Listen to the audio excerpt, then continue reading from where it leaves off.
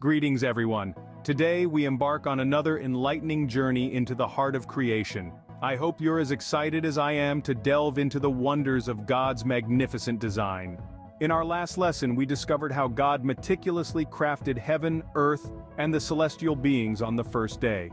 Today, we continue our exploration, unraveling the beauty of creation from the second to the sixth day.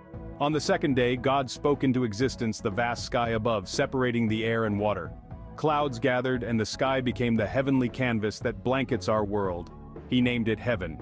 Moving to the third day, God transformed the watery earth. He commanded, "Let the waters come together and let dry land appear." And so it happened. Trees, grass, and greenery sprouted, adorning our planet with life and color.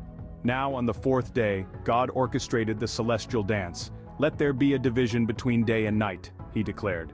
The sun, moon, and stars adorned the sky, illuminating our days and nights with their radiant glow. The fifth day witnessed the birth of life beneath and above the waters. "Let the waters be filled with fish, and let birds soar in the skies," God commanded. And behold, a diverse array of fish and birds filled the earth's waters and skies. And on the sixth day, God continued his divine craftsmanship. "Let there be animals on earth," he spoke. From majestic forest dwellers like lions and elephants, to humble companions like cows and sheep, every creature found its place in this grand design. Pause and reflect. God created all this with mere words. He said, "Let there be," and it was, truly a testament to his boundless power and creativity. Now, let's engage. Can you list what God created from the second to the sixth day?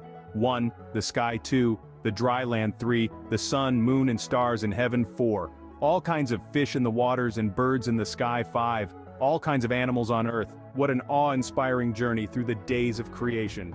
Stay tuned for more revelations from Genesis, and don't forget to like, share, and subscribe. Until next time, may the beauty of God's design fill your days with wonder.